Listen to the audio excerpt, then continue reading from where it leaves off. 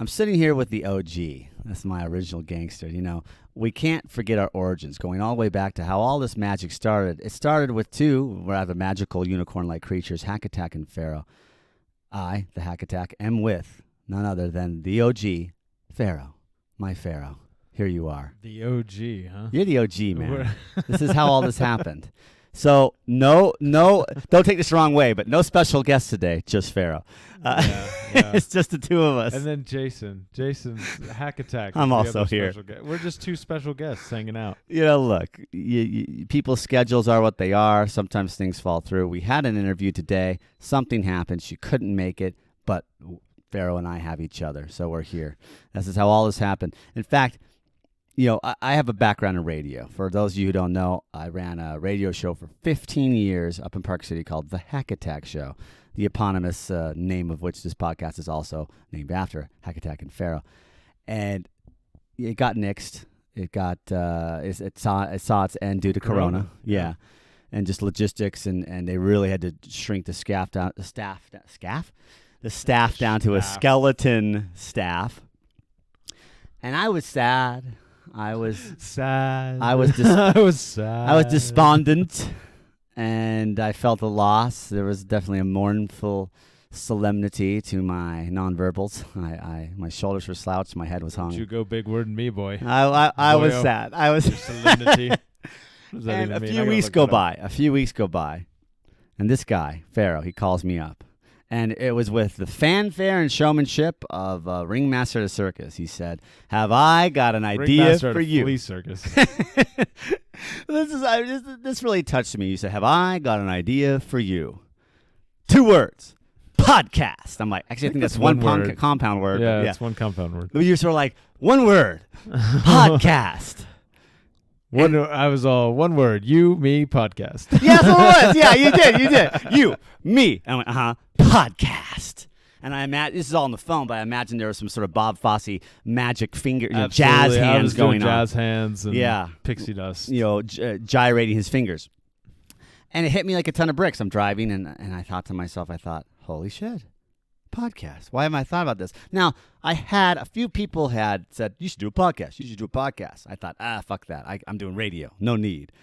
And even afterwards, when I was seeking employment, sending out resumes, making a demo, sending out demos, trying to get something around the Salt Lake Valley, and the market's impossible. It's Corona. No one's hiring. People are already broadcasting from home. Even some of my old, program directors said, "You ever think of starting a podcast?" And I thought, that's like self-publishing a book. That's a cop-out, right? I'm thinking like, no. And it needs to be commercial. But, there's so much freedom in a podcast. I can say what I want. I can, if I want to say, what the fuck are you looking at with that handsome grin? No one can stop me, right? He's grinning at me all handsomely. Look at this guy. No one can stop you, and no one can listen. I see the downloads for this episode already. 0. Negative -1. We actually lose. It gives us in the analytics -5 listeners. Like they've actually withdrawn their downloads minimally of the other episodes. It's a negative number. Well, then I'll just listen to it on loop and make it seem like more people have listened to it. I love listening to myself talk. But no, I appreciate it. And so it's good that every once in a while, it's great to have guests. We love having guests. We love having interviews. Everybody's story matters. And, everyday people with extraordinary stories, that's very important to us. And I think there's a lot to be learned from each other. I think there's a lot of stories that need to be told.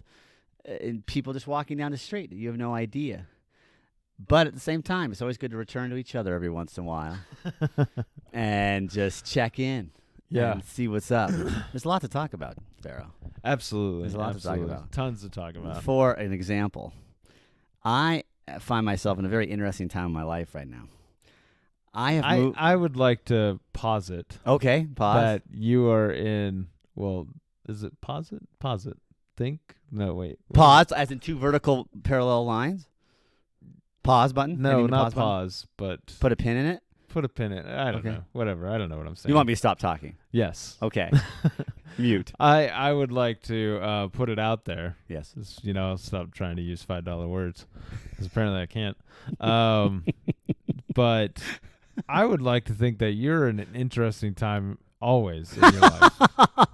I can't remember a time where you weren't. I mean, even when you broke your ankle and you're scooting around, there's an interesting time going on in your life. Oh, yes.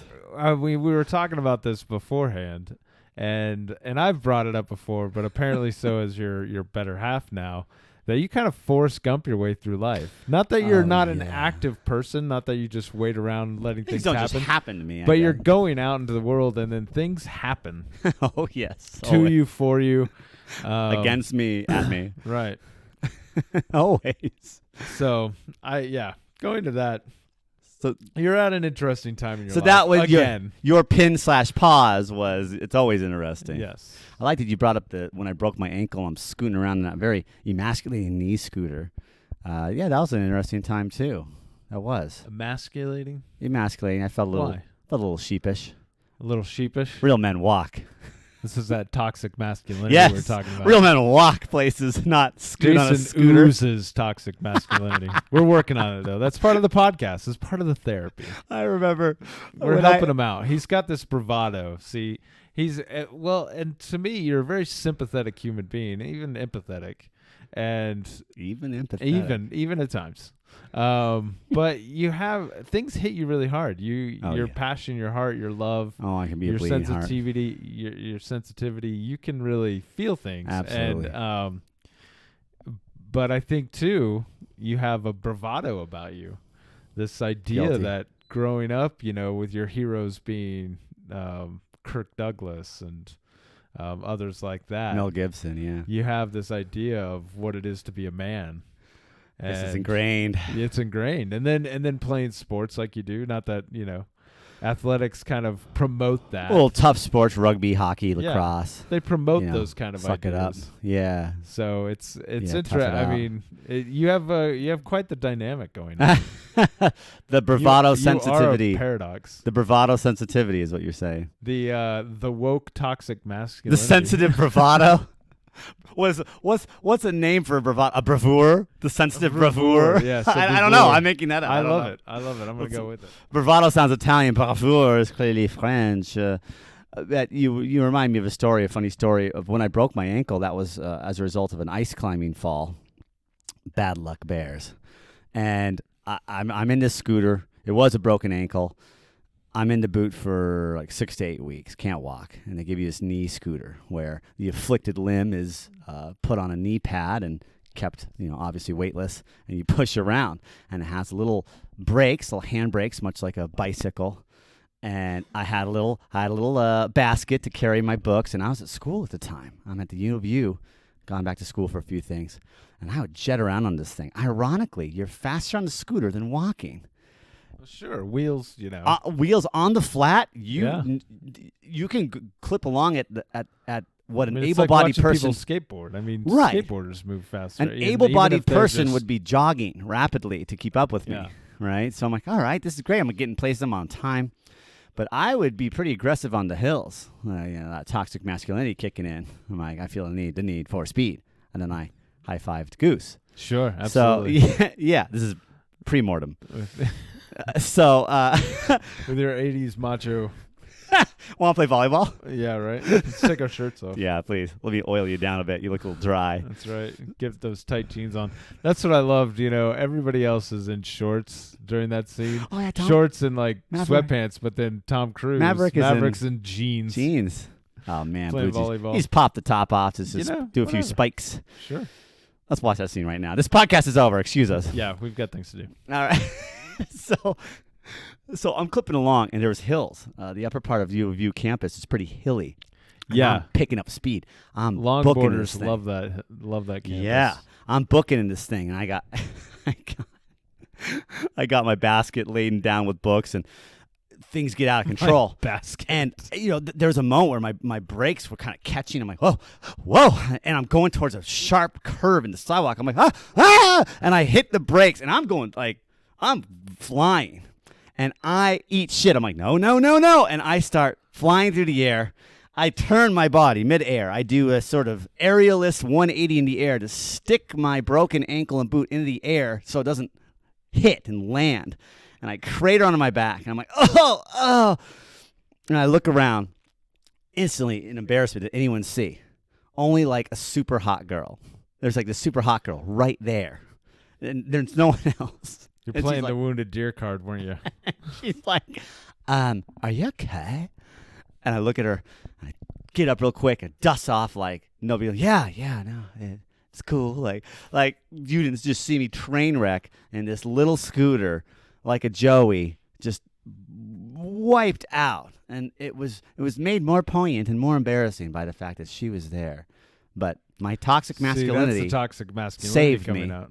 It saved me because I played off really cool through humor and grace, and posed. And I got up. I'm like, you know what? I tried to do that. That's the mighty peacock trying to fly. The mighty peak, yes. But I was flaring my tail. I flared my tail, and I said Peacocks something. don't fly. They don't fly. I said something humorous, like I think I said something like, you know what? No, I'm fine. I try to do that at least 5 times a day, and she laughed, and I played it off. But anyway, you reminded me of that. So yes, it's an interesting time in my life right now. I find myself in an interesting time in my life. Okay, as always is what you would want me to qualify it with. Well, and I go back to my word posit, which is an assumption, but assumption is fact. But I'm going to go with it.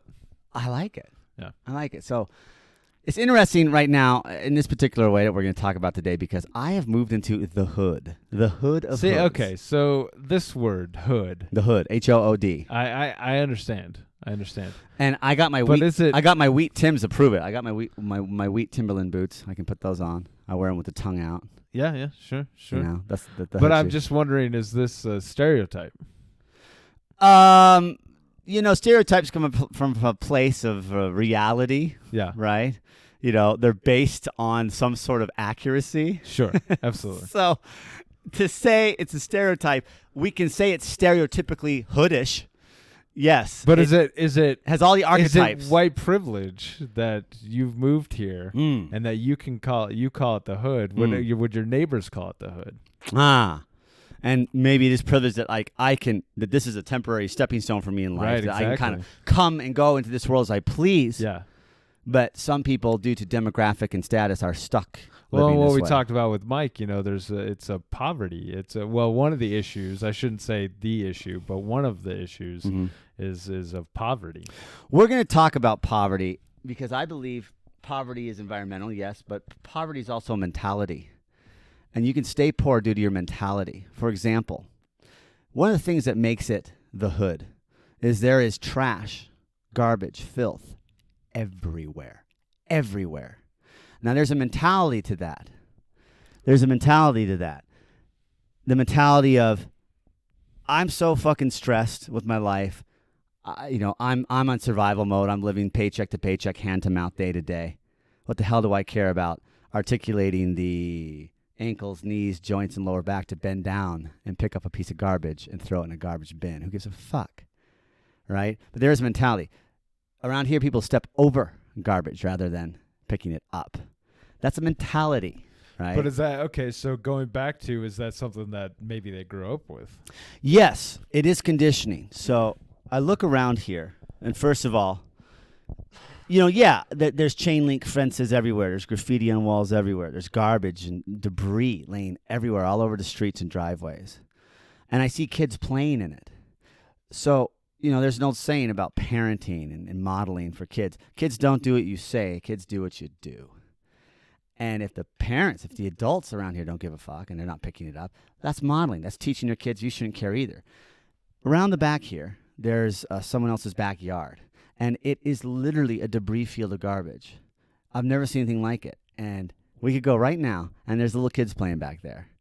As if they are in free in a park or the mountains or a flowery meadow. It's nothing to them because they haven't been taught this isn't okay. We don't live like this. We pick up our trash. We have some dignity. Going back to the word hood, is that a word that's used because it's in a metropolitan area, a city?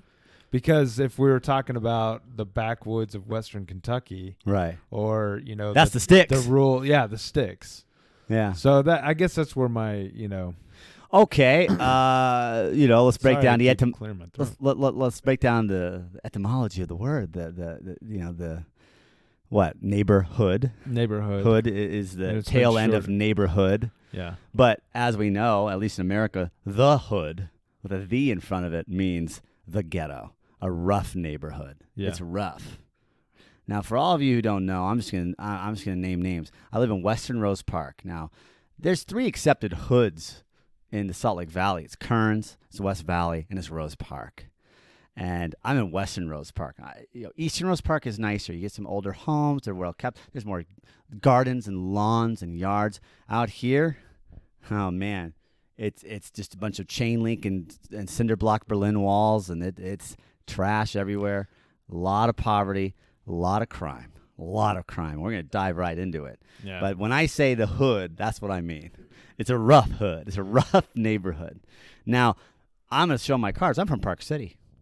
I grew up in the mean streets of Park City. I grew up running around the woods and mountains. Now, the mean streets being the aggressive moose that would occasionally come into town. it happens. There's a new sheriff in town, and he's sporting antlers. Yeah, exactly. Now, when I say from Park City, the stereotype there is, oh, I'm to the manor born. Oh, you must have been born with a silver spoon in your mouth. You're some rich kid. I played hockey and lacrosse in high school, and whenever we went and played the other schools around the Salt Lake Valley, we'd hear them talking shit during half times in between periods. Let's send these fucking rich kids home. Yeah! And we look at each other, rich kids? I could barely pay my team dues. Like, what? No. So I grew up in the working class neighborhood of Park City, and it was actually more the boonies when I was growing up in the 90s. So to say I'm from Park City doesn't mean I'm rich. I grew up middle class. My dad was an aviation mechanic. And my mom was a school teacher. So, however, it's culturally very different from that. It's connected to nature. There's an art scene. There's the outdoor scene. There's hiking, biking. There's trails. There's woods. We got Sundance. We got the skiing. We got the food scene. We got the art scene. It's a different world. It's a very cultured, athletic mountain town, Park City. Park City is not Rose Park. Not at all. Now, not to say that one is better than the other. It's just different. And look, I think I've proven I'm not too good for the hood. Here I am. Here I sit. If I remember correctly, and I'm not trying to put the specific monetary value to, into the conversation, but if I remember correctly, the apartment you had in Park City before you had to move out of Park City was comparable in rent to what you're paying now, right? I just had a deal. You had a deal. I had a deal, yeah. But again, I mean, it's, it's comparable to what, and it speaks to the it's interesting. Rising prices. It's interesting. Where I'm sitting now is only $25 more a month than what I pay for in Park City. Granted, it's more. This place is a little more. Granted, it's bigger. I lived in a matchbox in Park City. This place here in the hood is a big, spacious 2-bedroom apartment. But it's so cheap because of where it is, right?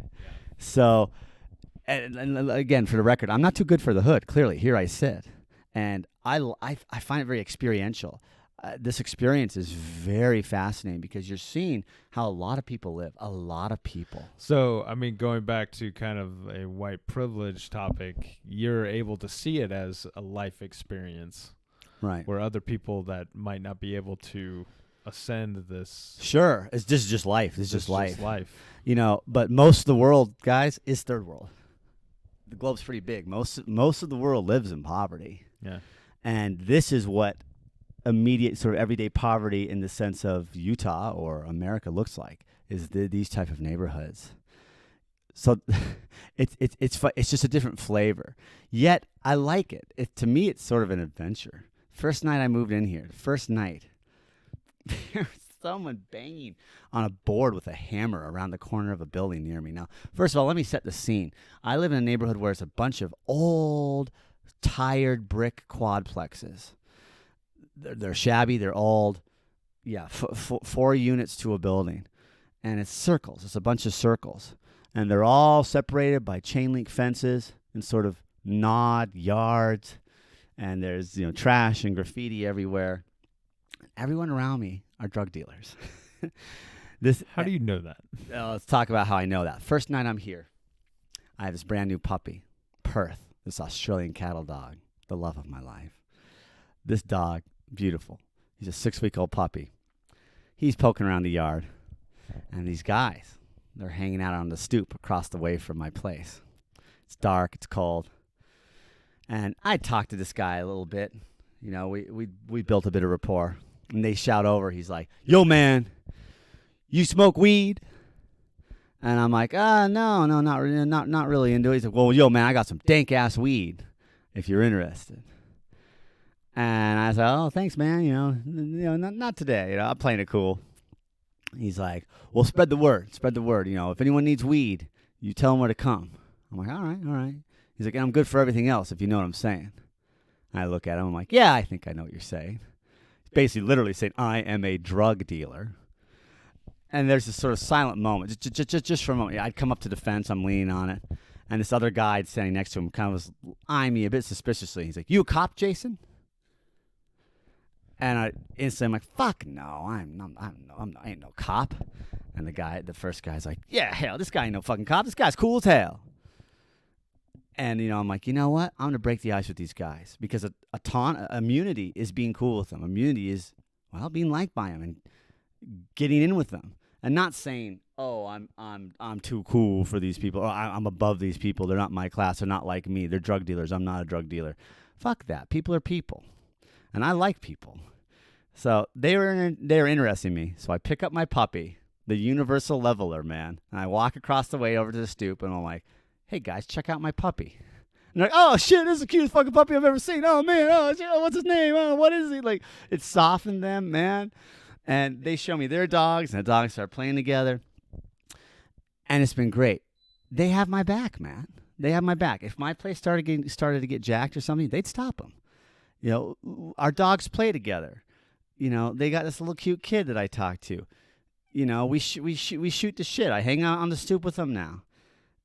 You know, if you're standoffish, if you're acting like, "I don't want to assort with these people, I'm not like them," they're going to think, "Who's this guy? Why is he acting all weird? Why is he all standoffish? Does he think he's better than us? Hey, let's rob him." You know, who knows? Who knows what they get to? But that was night one. That was night one. And I remember they took me into their place. They're like, "Come meet our little dog. We got this little chihuahua. He's in here somewhere." And they took me into their place. And when I went into their place, I gasped. The stench hit me like a wall. It was palpable. It was in the air. You could cut it with a knife. I couldn't believe what I walked into when they took me into their apartment. And this is just 1 building over from me. How people are willing to live. And we talk about poverty often being a mentality. A mentality. Poverty can spring from trauma, man. And someone who lives like this has some trauma, has something going on upstairs. First of all, the stench, it hit me. It was feces, it was decay, it was garbage, all at once. I almost audibly gasped, but then tried to play it cool. And I'm there with my puppy. I'm looking around. There is debris and garbage everywhere. This is in a home. Almost the horrendous accumulation of a hoarder type person. The walls, if they can be called that, were mounded all at the bottom with garbage, with piles of plastic garbage bags, household items, piles ramping in slopes up the walls. The walls themselves were streaked with grime and dirt and handprints. We're talking like a crack house or something, like being demolished from the inside out by people who are hawking possessions for heroin or something. And then there's garbage and trash and food all over the floor. There's dog shit here and there because they haven't housebroke their dog. It's chaos. And in the midst of all this is a little girl, 3 years old if she's a day, running around happily in a diaper, running through a debris field of garbage across a linoleum floor in the kitchen. Again, that's conditioning. What that kid is learning every day of her young life is this is okay. This is fine to live. We live like this. They're not teaching her anything other than this is okay. There's a trauma to that, whether that kid knows it or not, that conditioning. But there's a trauma to that by the time she grows up, Either she might go the opposite way and be like a clean freak, who knows? Or she becomes the same. And that's no way to live. I'm not trying to pass judgment on anyone, but I don't know. it's amazing how, of all the human senses, the most adaptable is scent. The olfactory sense is your nose. So their noses have adapted to that, but mine wasn't. I'd walked into it and it was it was so thick. I only stayed 2 minutes so my dog could meet one of their dogs, and I left and I went outside to breathe. It was insane. Well, it's interesting that we're on this topic because I've been watching that documentary Bobby for President about RFK. Bobby. And we talked about it a little bit with Mike, one of his heroes being Malcolm X and then Martin Luther King.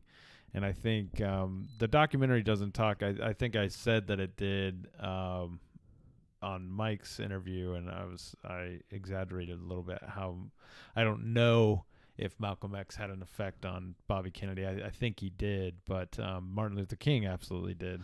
But one of the things that I thought was pretty powerful was when Bobby Kennedy, Robert Kennedy, when he visited, it was this war on poverty that he kind of committed to, and he went and visited the rural areas of Mississippi, which is traditionally black, and then he went and visited the rural areas of Western Kentucky, which is traditionally white, and but both impoverished, both just really poor.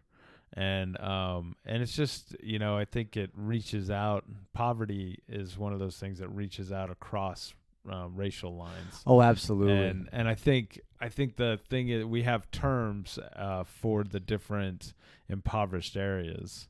We think ghetto, that's usually city. We think, like you were saying before, we talk about Western Kentucky, the Hicks and the Sticks. That's right. Trailer parks, rural versus urban poverty. Yeah, right. We have that idea of a trailer park, and absolutely. And I remember watching this other documentary about meth in America, and watching these people.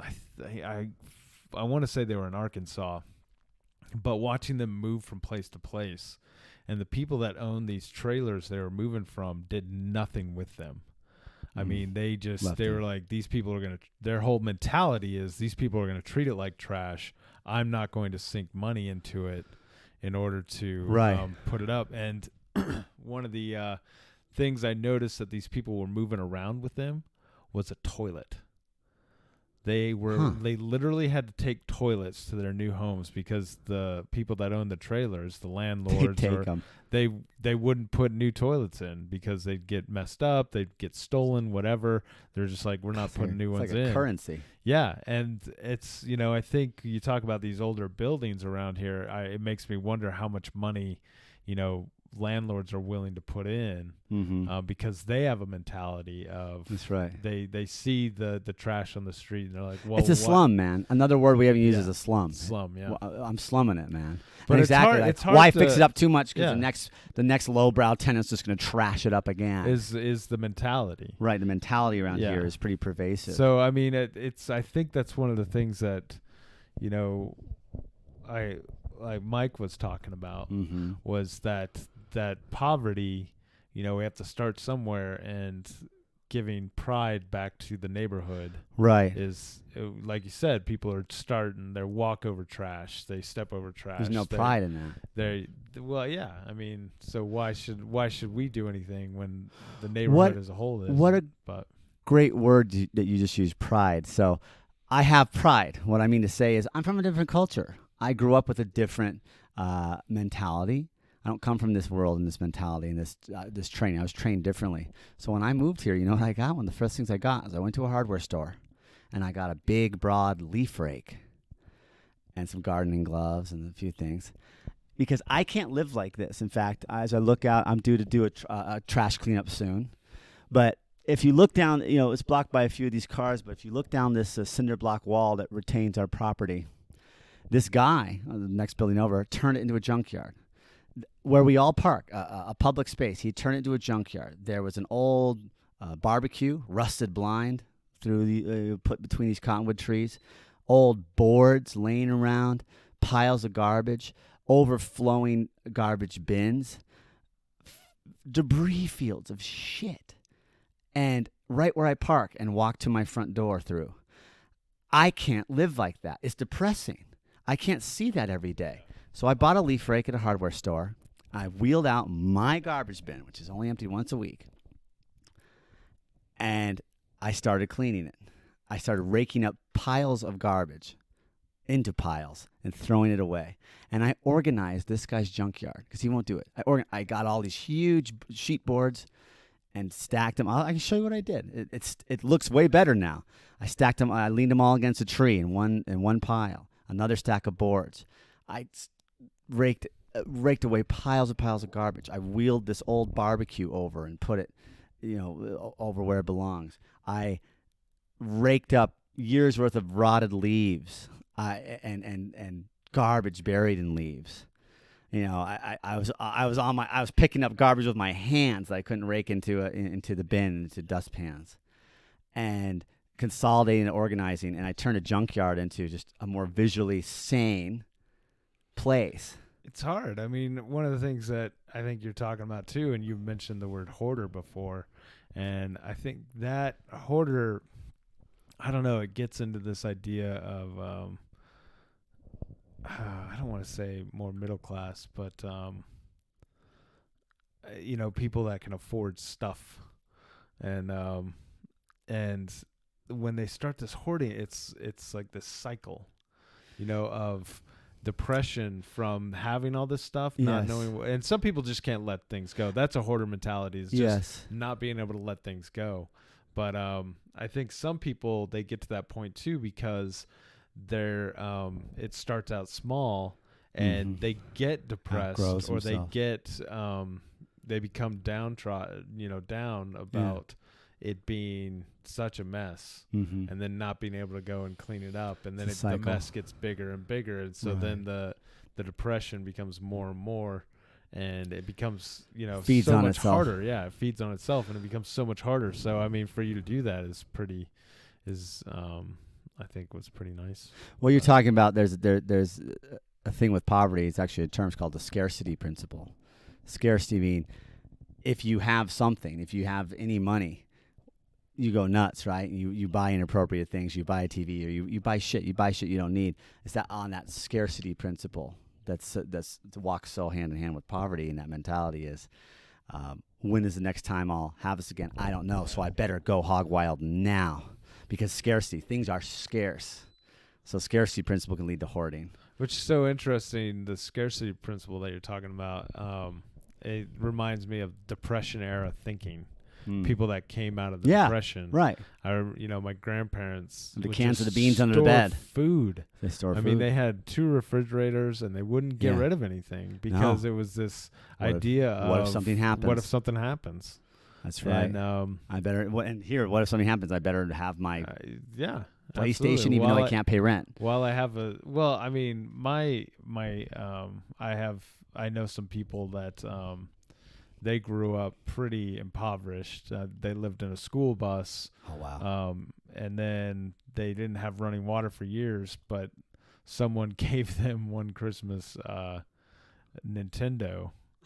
And so they had Nintendo before they had running water. Right. And, the Maslow's hierarchy of needs is totally out of whack, But it's just, I don't know. I mean, but they, it's just, but they did for themselves. I mean, they lived for themselves. They weren't going to take any handouts or anything like that. Sure. They ended up building this great house, and they did it through bartering. Wow. So they would trade services with other people to get them to help on the house, and then they go help other people do other stuff. Old school, I like that. Yeah, total old school. But yeah, I mean, it's interesting, but at the same time, it's like, why, we can think about ideas that, you should do this, you should save your money for this, you shouldn't buy extravagant things. But then again, it's like, why shouldn't people have a couple of extravagant things? Why shouldn't they have the niceties where your life is miserable? Why not have some pleasures? Yeah. You got to have some pleasure. Well, and that's where drugs come into play, is that escapism and that cathartic. So first of all, most of the people on the circle here are drug dealers. There's this guy over yonder in this sort of trailer. His name's Pops. We all call him Pops. and it's him and an old lady, him and his old lady, and you're living here. It's like a cartoon. These are cartoon characters. They're caricatures. They're so larger than life and animated that anymore, I'm laughing every day. You know, there's a tragedy to it, but there's also you can see the humor in it. I mean, I'm just gonna dive into some stories. You know, there's so Pops and his old lady, they're drug dealers. I saw him get re-upped the other day. A big old shipment got brought in, if you know what I'm saying. I see drug deals for breakfast, lunch, and dinner. There I am standing in my kitchen with my bowl of whatever, my plate of whatever. I'm eating lunch. I'll look out the window, and I'll see drug deals. I'll see someone walk up to the stairs, and there's always a very subtle exchange of hands, a passage of hands. They don't stay long, and then they're gone. All hours of day and night. At 2 a.m., I'm letting my little Aussie cattle dog out. There's someone idling, waiting near the stoop for their stuff. 3 a.m., 4 a.m., waiting for the stoop near their stuff. They're always out. They're always standing in a pool of light at the stoop in their jackets, smoking, whatever, looking for action. You see what I'm saying? Always. I see it constantly. But they're caricatures. It's so funny. So in Pops' place, it's a closed yard. And it's so trafficked and tread by dog paw that there's no grass. It's just a dirt yard with a chain link fence enclosing it. And these dogs never leave either the inside of the house or the boundaries of this fenced yard. That is their whole world. And there is a herd of them. And they let them out in this barking, yapping herd. It's like 5 or 6 dogs. And they will bark up a tumultuous tempest of a storm. And then the old lady will come out and start screaming to top them. Shut up! Shut the fuck up! And it's like 7 in the morning. Instead of a rooster crowing the dawn to herald the day, it's this old lady, shut the fuck up! And all these dogs are like, ruh, ruh, ruh, ruh, ruh, ruh. I'm like, oh.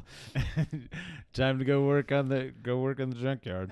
Yeah, exactly. Time to go move some crap. And I can hear Dawn by Grieg. La na na na na na na na na na na na na na na na na na na. You know, I'm like, wow, but it's not quite so idyllic. That's one side. On the flip side, the homies are always, you know, hanging out in the stoop, taking care of whoever needs whatever, if you know what I'm saying. They're my pulse to the street. They're how I know what's going on around here. They're the action. They're the friendly ones. They're the talkative ones. So the other day, this is what? Not even a month ago, like 3.5 weeks ago, I take Perth, the Aussie cattle dog, to a new park right down the street. It's this little park, little dingy park, just like, you know, give him some laps. And all of a sudden I hear, pa, pa, pa, pa, pa, pa, pa, pa, pa. And I stop and I listen. I turn my head and I'm like listening. It was quiet before and it was quiet after. But I'm like, that sounded like a gunshot. But almost it didn't at the same time. It was a crackling, not unlike a firecracker or fireworks. But in the middle of the day, a sunny day. I'm like, what the hell? And I hear no commotion afterwards. And I'm thinking, gosh, it sounded far away. And if it's far away, it almost sounded like fireworks. And yet it sounded close. And if it was close, it sounds like fireworks. But if it was far away and I hear it that clearly, could it be gunshot? I don't know. But I kind of shake it off like, nah, it's fine. I get Perth in the car and we drive around looking for a recycling center because there's no recycling around here and I'm desperate to recycle my goods. Again, I'm from Park City, an environmental mountain town. My mentality is recycling. Around here, garbage barely gets it in the bin, but barely reaches a bin. So we go to find a recycling center. 45, 50 minutes later, I'm coming back home, and there's a police blockade. The whole street and intersection is cordoned off. There's 4, 5, 6 cop cars with flashing lights. Cops are standing there looking down at something. Is it a body? What are they looking at? Crime scene investigation cars pulling up. I have to figure out some other way home. I have to reroute. I'm like, what the hell? Oh, shit. I go up to my drug dealer homie across the way, and I'm like, yo, what the fuck is up? And as a joke, I'm like, who called cop? Who cried cop? And he's like, yo, man, you hear those shots? And I'm like, what? This is like maybe an hour after the fact, right? He's like, you hear those shots? About an hour ago? I'm like, those were gunshots? He's like, yeah, man, those were gunshots. something's fucking going down. And this is right in front of a park. There's this little kids park where I walk my dog through a long strip of green space. There's some trees, there's some grass, there's a big toy, and it loops back into my little quadplex. Right in front of a kid's playground was where all the cops had closed off the intersection. Turns out it made the news. A guy went to his, this is funny, if you look at the Salt Lake Tribune, you can find this story. It's not even a month old yet. A guy went to, here's how they worded it, the mother of his child's home. Johnny, what's another word for the mother of your child?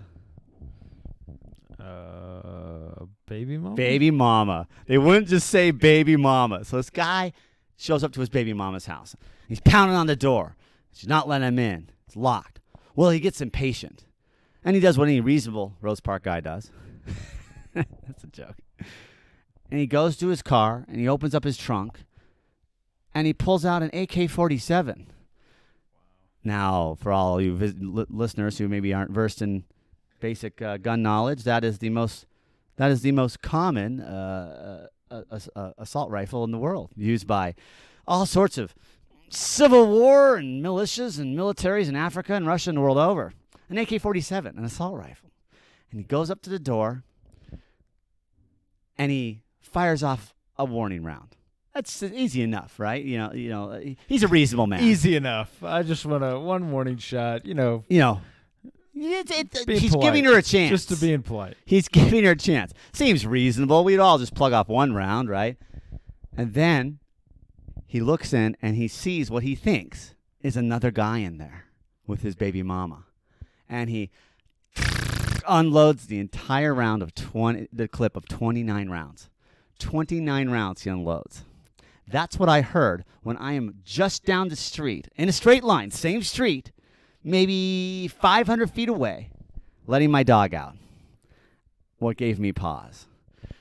Then, point made, he takes the gun, walks back across the street, puts the AK-47 back into his trunk, and drives away. Now, people all heard the shots. They ran into their windows. They pulled out their phone, and they have footage of him. They filmed this guy going, carrying the gun and putting it away. We can say safely that none of these guys are super criminals. These crime of passion. They're not really thought through. So that's what the cops were responding to, and they were cording out the casings for ballistics, right? And they catch the guy like half an hour later. It wasn't hard to find. So we're talking a stone's throw from my front door, a shooting. Later that week, get this. So I say that with these guys across the way, they got a pulse on the streets, and this is how I know what's going on. So Jordan, my hot little honey of a wife, gets up to go to work. She's a social worker.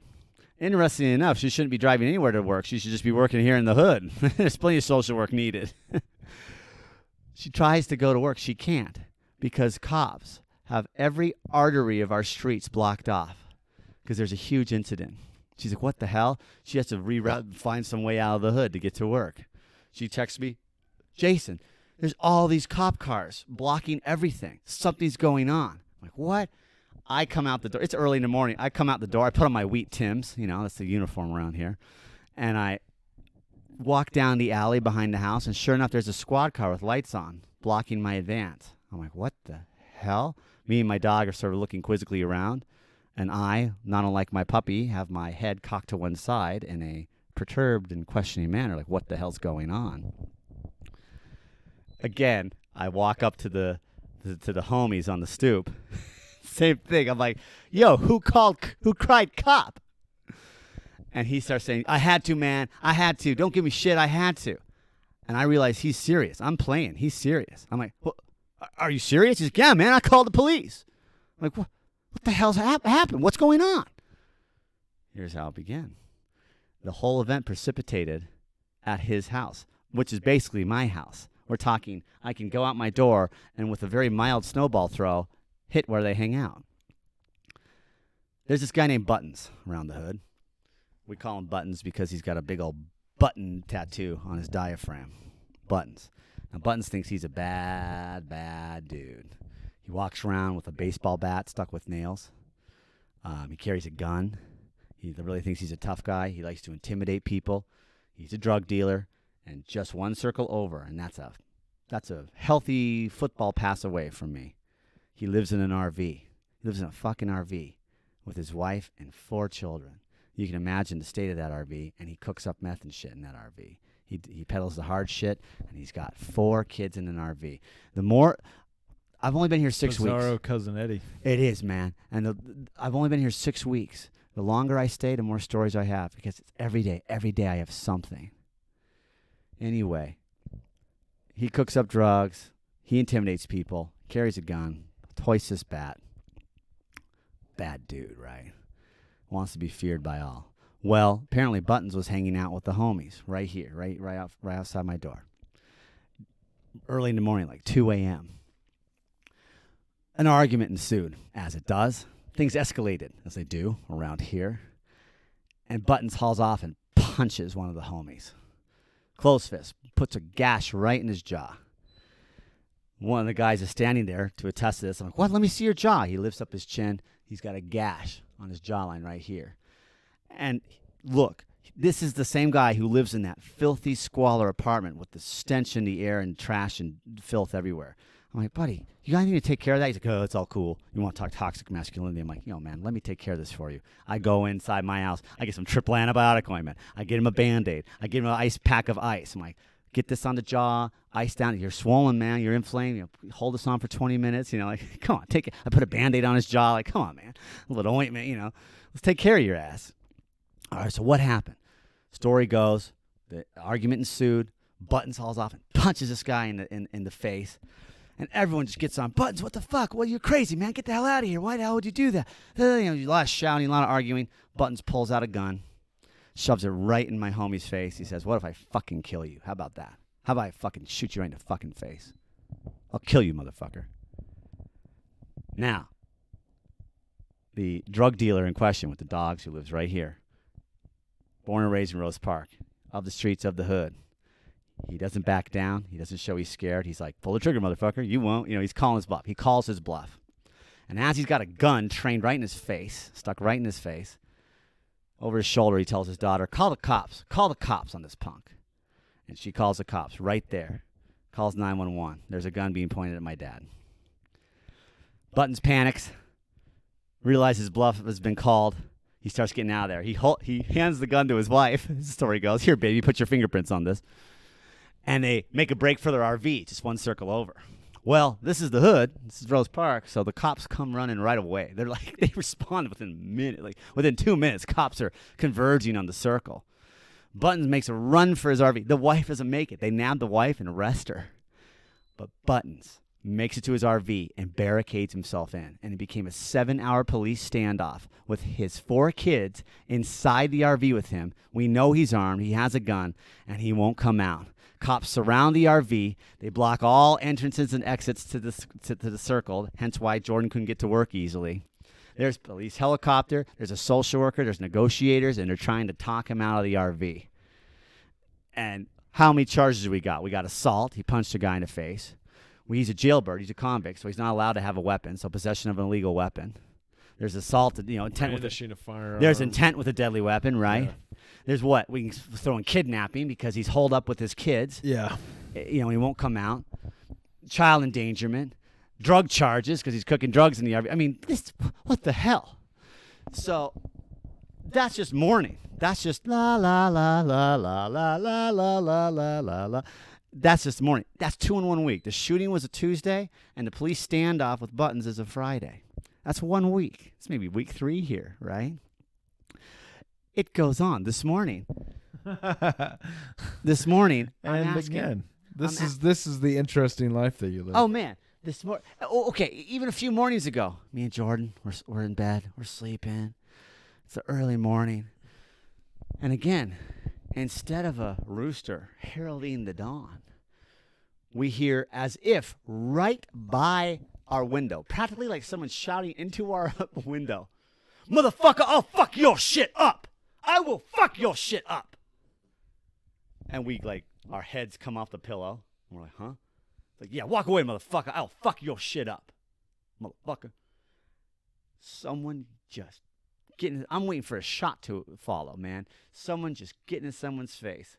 And it's like early, man. That means these people never went to bed. It's like 7:30. Motherfucker, I will fuck your shit up with intent, passion, and verve. Force and verve. This guy meant it. Whoever he was saying that to, he meant it. And my head comes off the pillow, and I kind of listen for a sec. I'm like, and I go back to sleep for another 20 minutes. So. No shots fired, no blood shots drawn. fired. That ain't shit, right? We're good. Even this morning, there's this guy. Who lives across the way.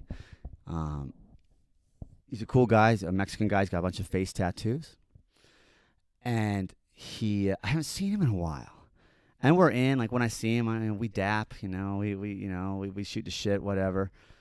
The other day I was wearing my Playboy beanie. It's a black beanie with like a golden Playboy bunny emblem on it. It's sassy. I like it.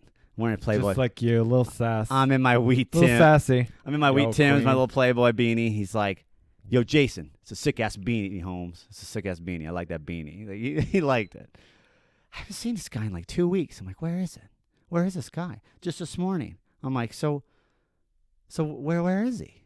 They're like, oh man, he's in jail in Texas. I'm like, what?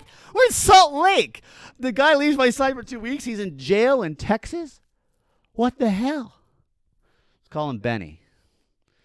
Names have been changed to protect the innocent or supposed innocent. I'm like, yeah, where's Benny? Oh yeah, Benny's in Texas. In jail. Turns out Benny had been saying, like, I'm going to do a job down in Texas. I'm going to do a job. I'll be gone for a few weeks. He was vague and cryptic about this job, and I say this with air quotes. You know what it was? What's Texas right next to? Oh, Oklahoma? Think south. Oh. Think south of the border. Gulf of Mexico. Right, he went for a nice swim. But returning from the swim, he tried to smuggle 18 illegal immigrants into the country and got busted. Really?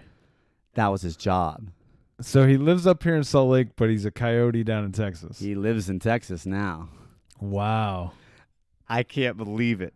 This is this morning. As Perth. Everybody's got to travel for work, Yeah, as the puppy is playing with the chihuahua of the circle, and I'm leaning on a chain link fence, I'm getting the word on the street, which is, yeah, Benny is in jail. He got busted. And I don't think he did it in some creative way. How the hell would you expect to get away with that? It's like some big-ass van or U-Haul or some shit. Hiding the furniture. People, get away with it all the time. Hiding the furniture, but 18, supposedly 18. So that's 18 counts. Sounds like you just got unlucky. That's 18 counts of, I don't know what the charge is. Yeah, I don't know. But he had gone into Mexico. I guess they could charge him with, depending on how he was doing it, if he was charging them money, or it could be human trafficking. Human trafficking, 18 counts. Yeah. I think this was a money involvement. Like, he was doing a gig. He was doing a job. Is the word. So depending on the state of the people that he was, bringing in, it definitely could be human trafficking. Yeah. So we're not gonna see Benny for a while, just like we won't see Buttons for a while. Buttons and Benny. And in the bees. In the meantime, Buttons' crew, in vengeance for the cops being called on him, they called DCFS on my neighbors. Really? And so the other day I'm out and they're like, man, this is bullshit. I'm like, what's going on? I was like, they called DCFS. I'm like, who? It's like, fucking Buttons' crew. Remember I told you about the state of that place. Yeah. That's child endangerment, right? This is no way to not only an environment for a kid, but to teaching what is okay for this kid. So this woman came in from DCFS. This is child welfare for all you out there, Child Protective Services, and she did a perusal of the joint, and by all accounts, they said that she wasn't too severe on them. She said it was like a Wednesday. She's like, I'm going to come back Monday, and I want to see all this stuff fixed. And there was a list. Pick up the dog shit. No more dog shit. No more open feces in this place. You guys are going to get sick. Yeah. There was dangerous implements like kitchen knives and stuff that could have been in reach of the child. There's this, there's that. If you can fix all this, like, we're good.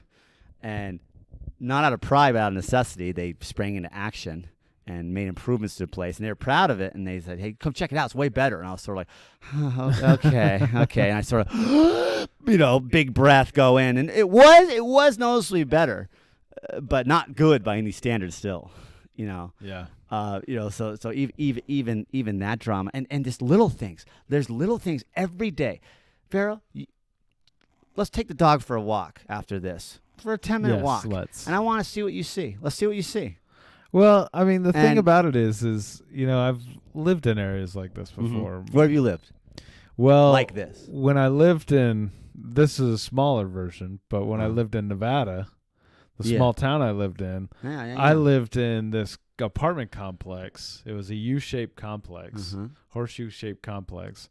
And the cops were always parked outside my door because we lived in the right-hand side of the end of the horseshoe.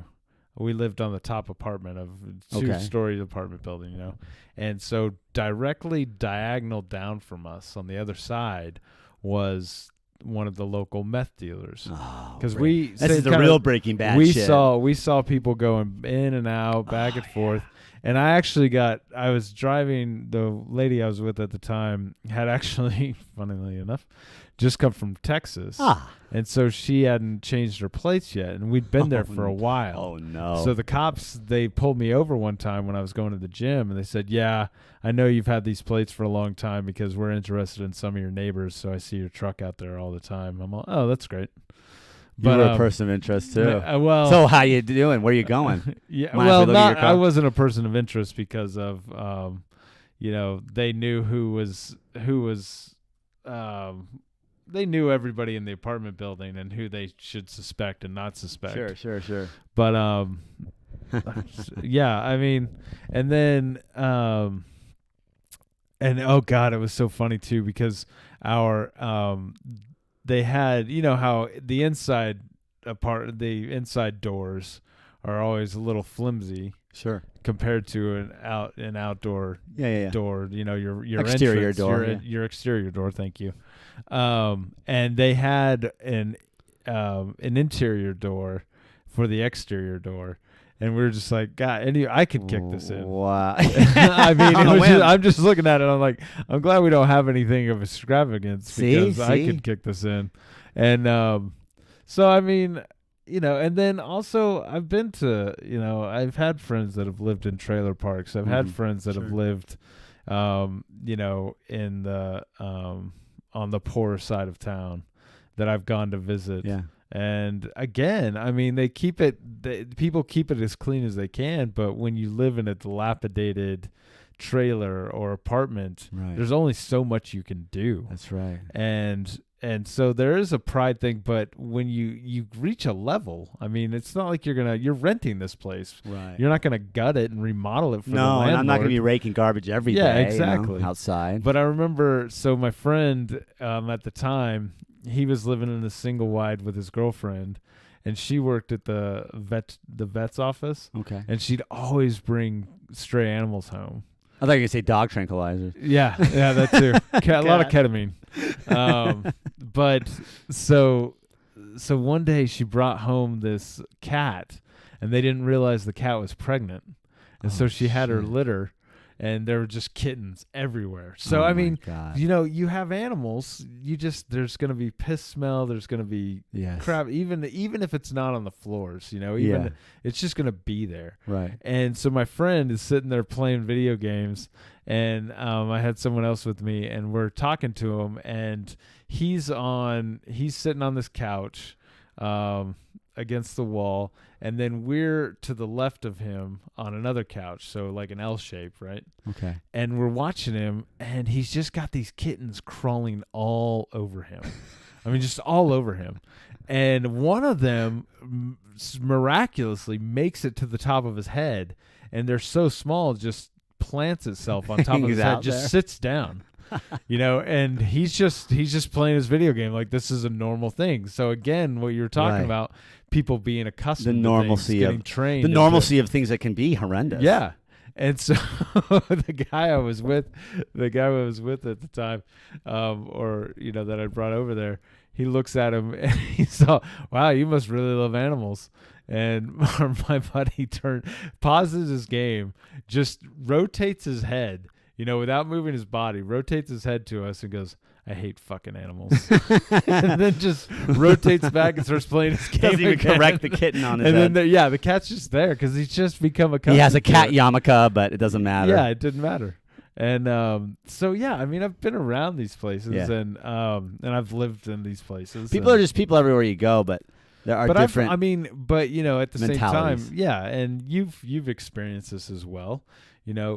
We're fortunate that we have kind of a safety net of family help. Yeah, not everyone has So- it. Oh, and not everybody has We're that. saving up a storm to get out of here. Right. And so, and buy something or live a better life Yeah. elsewhere. This is just a temporary but stepping we stone. talk about, you look at things like A Raisin in the Sun, Sure. where Oh, it's yeah. about Sidney Poitier, yes. a family moving Trying to a better, to Yeah. move to a better, more affluent, but ultimately white neighborhood of Chicago. Right. But they This is have in the the 50s. money they have to save up and Right. the things they have to go through to And do they're in that. like a And- cramped one bathroom Yeah. Chicago apartment.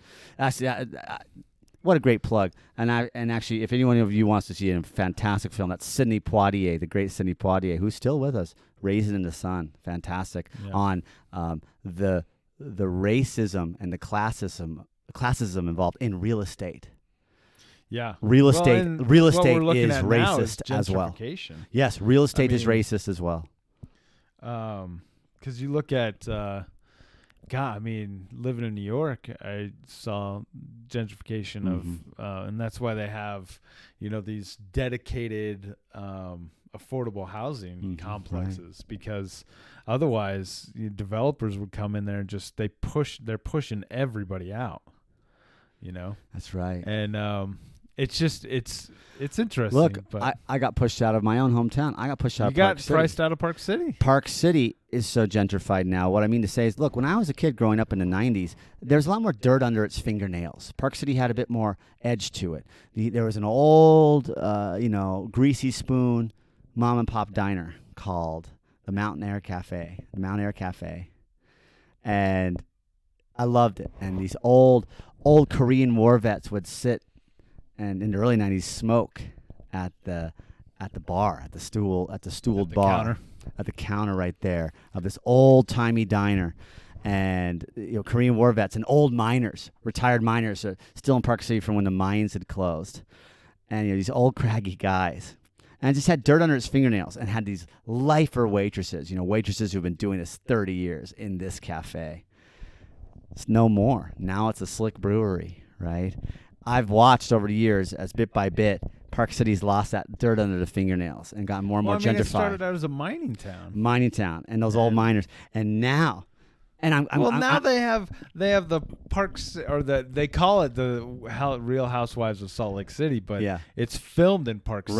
Right. It's up in Park Exactly. City, and you don't get a Real Housewives show unless you're in a very Exactly. affluent upper class That's community. And it's interesting, Park City, it was pretty dilapidated. I moved there in like 92, and it was dilapidated. The iconic Osgothorpe barn, that big white barn, Yeah. postcard Park City when you first go into town. Yeah. That was pre-renovation. It was weathered, rusted blind, run down, ramshackle.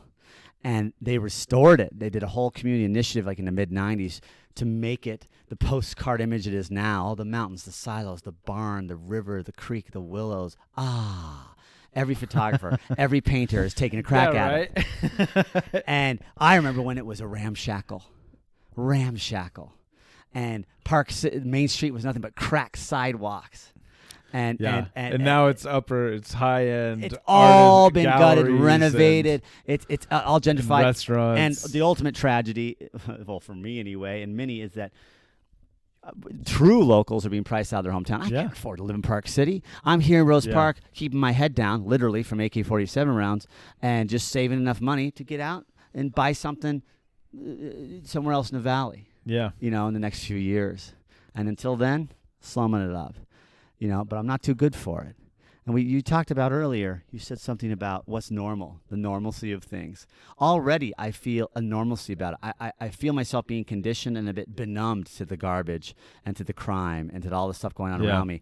I absorb it like a sponge. It fascinates me. To me, it's more experiential. It's like an adventure. And it's like I'm cataloging, like, wow, remember this, remember that.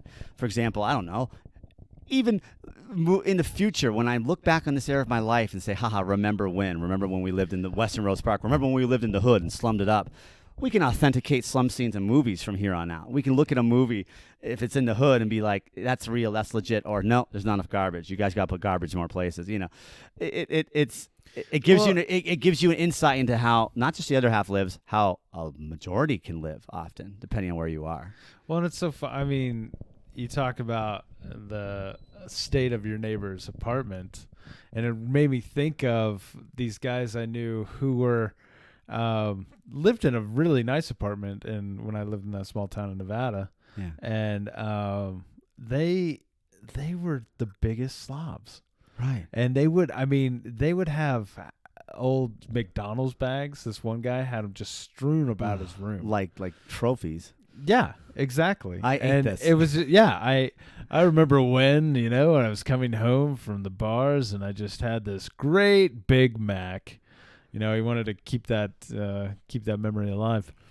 But, but yeah, I mean, they were just slobs. It's mentality, yeah. And I think you're right. It goes back to, and I think it crosses economic lines. Mm-hmm. It's just, again, it's a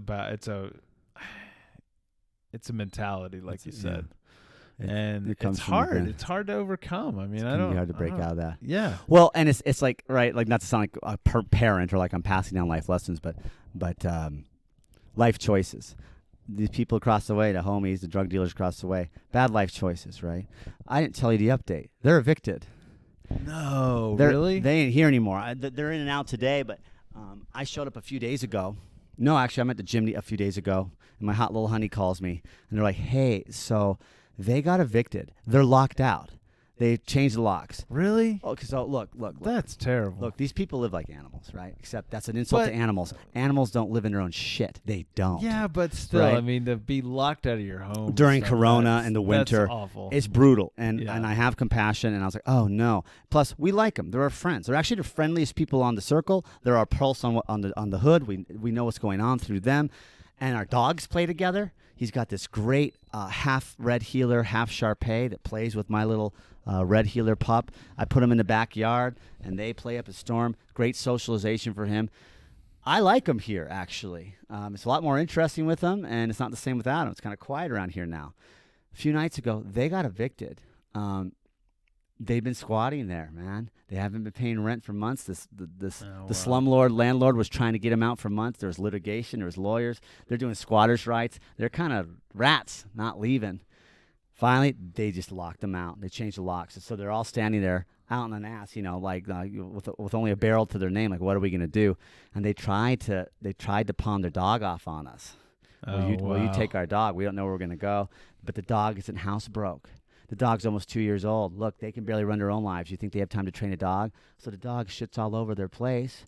We have our hands full with the puppy, trying to properly train the puppy. Yeah, they're great playmates, but we're kind of like, we don't know what to do with this dog. And we both work. We leave during the day. This dog's going to shit us out of house and home. So it was a terrible call to make, but Jordan called me, like, let me ask Jason. I'm at the gym. She calls me. She tells me the story. Will you take the dog? Jordan and I talk it over. It's just a logistical impossibility. And she has to go out. She has to go out, and she said, this is one of the hardest things I've ever done in my life. She was stalling. She was avoiding it.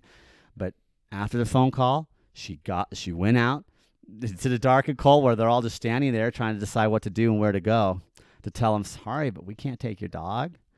We can't. It's a misbehaved, ill-trained dog that's big. Well, and you can just go from the standpoint of it's just not logistically possible. That's what we said. We got our hands full at Perth. We work. This dog would spend a lot of time alone. All this is true. Yeah. And you just can't afford it. We couldn't do it, but they had to figure out something else. They went off into the night to find a motel, and the dog went with them. And it was just so sad.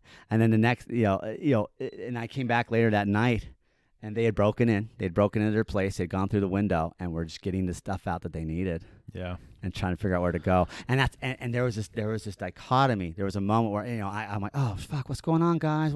Oh man, where are you gonna go? What are you gonna do? Oh no, But there was this moment where it was time for me to go into my house, my world, my clean, well-decored, well-kept apartment with my books and my little wife and my little puppy, right?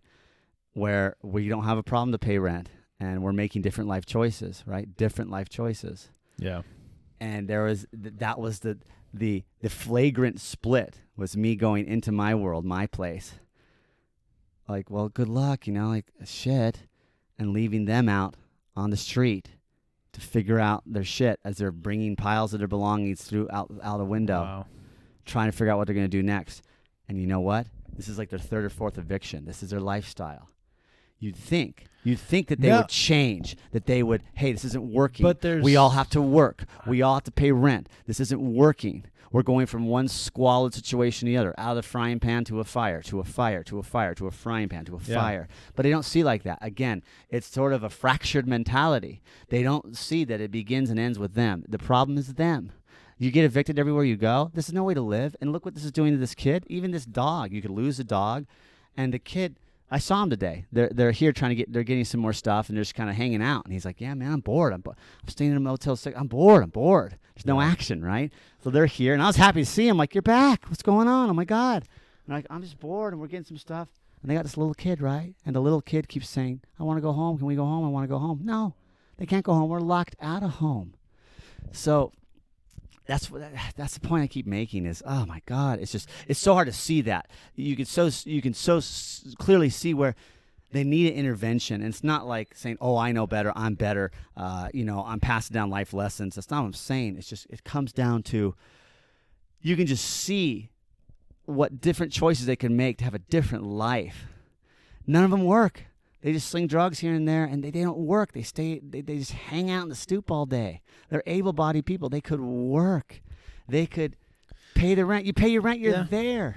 But again, I mean, it goes back to the idea of, if you were to ask them, what do they need? What do they need as far as help? It'd be interesting to hear what they say. Do they say would they say I just need a job, or would they just say money? Well, actually, and who knows? He did say that today. I said, so what are you guys doing? It's like, well, we're looking at a place on Friday. And in the back of my mind, I'm like, the next place you're going to burn and outstay your welcome and like be evicted. There's and a book, White Trash Living, I think is what White it's called. White Trash Living. And these people, what they'll do is, like, the owner of the RV park, right? What they do is they rent out, what do they do? They sell the trailer to them dirt cheap, or they rent the trailer out, or they sell it to them dirt cheap, but they, as a loan, right? Right. So the people are paying off the trailer, and then they rent the space to them for that trailer. And the reasoning behind this is that the people that rent these trailers or buy these trailers or rent these spots, they'll actually take off in the middle of the night with the trailer, right? And without paying it off. But where the property owner makes their money is by renting they basically write the trailer off from the get. It's like if they get any money from the trailer, awesome. But where they get the money is from the renting the space, right? And they have this mentality, these property owners, that this person's just going to take off. They're going to take off. I'm going to try and get the money out, that I can out of them. And it's really interesting, the mentality of, like, we call them, it's easy to say slumlord, but at the same time, you're dealing with people that have a certain mentality, and they have this idea that, I mean, even you go back to the crash of '08. Yes. There was people that were making a ton of money, right? In this little town in Elko, where I used to live, because they were gold miners. And literally gold miners. And what was happening was these guys, they would get these $65,000-$70,000 a year jobs right out of high school, or a year removed. They'll go to a trade school in Elko, learn mining engineering, right? And there you are, you're making $70,000, and holy shit, being a welder, an electrician, whatever, diesel mechanic. And so they're 19, 20 years old, a lot of them, and they're making a ton of money. So they go out and they buy these really expensive trucks where they're paying $600 a month, on the truck. And then they'll buy ski-doos and freaking toys, sleds and all this other stuff. And they've priced themselves out of, what they can afford, their living expenses. Yeah. They've toyed first. And so when the crash happened, when the crash happened, and a lot of them couldn't afford to pay, well, gold went up, I guess, Gold's here to stay, Jenny. yeah. But anyway, a lot of them ended up just leaving. They left their sleds. They skipped out. And it happened to a lot of people, though, when the crash happened. Defaulting on your mortgage, defaulting on your everything. They just left the house. They're like, we can't afford this. and they just left. I mean, so it's... Change your name. It's as if some of these people are perpetually in that state. My neighbors, they're perpetually they're going to get evicted again because nothing's changed. Their mentality hasn't changed. It's just normal to them. And it's interesting to see what's normal around here. Here's another story. What normal, becomes for anybody. Right. I mean, it's easy for, me to say, growing up in middle class family. Yeah. I became accustomed to certain things. Sure. And my poor life choices of being an artist. And here you are Way now. to go, Johnny. Doing this podcast with negative listeners. With negative listeners. I mean, I think about that. At least we have each other. I think about, if I were to have a family someday, how I can't afford to give them the lifestyle that my parents but my parents worked their asses off. Yeah. And we didn't always have a home. We had to live with family every now and again. Yeah. And, but my parents worked their asses off, and they tried to give us things that may have been out of their, cost of living, realm, whatever. Mm-hmm. I'm losing my vocabulary. No, I hear you. But, yeah. Totally.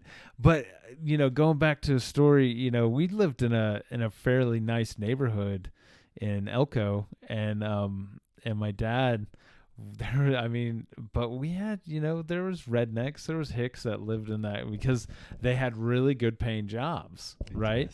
They had really good paying jobs, but their mentality was still that same thing of, so it's like how people are raised as well, and so these people, even though they had money, they were still what you might consider white trash. Mm-hmm. And I remember one time coming out, it was like an episode of Cops, man.